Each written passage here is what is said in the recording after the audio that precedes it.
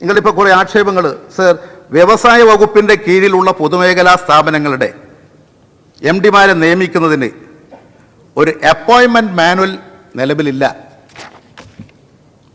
ഞാനിപ്പോൾ നിങ്ങൾ ബന്ധുക്കളെ കുറിച്ചൊക്കെ പറയുന്നുണ്ട്, ഞാനിപ്പോൾ അതിൻ്റെ ലീസ്റ്റ് എടുക്കുന്നില്ല, ഇനിയുണ്ടല്ലോ നമ്മളിവിടെ.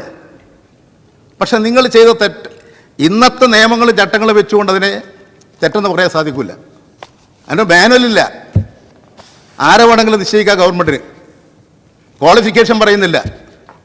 നിങ്ങൾ ബഹളം കൂട്ടിയല്ലോ, പത്രക്കാരെല്ലാം ഉപയോഗിച്ചുകൊണ്ട് ആക്രമിച്ചല്ലോ. ഏത് നിയമത്തിൻ്റെയും ചട്ടത്തിൻ്റെയും അടിസ്ഥാനത്തിലാണ്? ഏതാ നിയമവും ചട്ടവും? ഒരു നിയമങ്ങളും ചട്ടങ്ങളും ഇല്ല സർ. ഈ സ്ഥാപനത്തിൻ്റെ തന്നെ ഞാൻ ചെയ്തിരിക്കുന്നത് ആർട്ടിക്കിൾസ് ഓഫ് അസോസിയേഷനിലെ പ്രൊവിഷൻ പ്രകാരം വിജിലൻസ് അന്വേഷിച്ച് വിജിലൻസ് റിപ്പോർട്ടിൻ്റെ അടിസ്ഥാനത്തിലാണ് എല്ലാ നിയമനങ്ങളും. ഇപ്പം നിങ്ങൾക്ക് എന്നെ വേട്ടയാടൽ രക്തത്തിന് വേണ്ടിയാണല്ലോ ദാഹിച്ചത്, അത് വേണേൽ കുറച്ച് തരാം. പക്ഷേ ഈ രാജ്യത്തിന് വേണ്ടിയാണ് ഞാൻ പോരാടുന്നത് സർ, അത് തുടരും.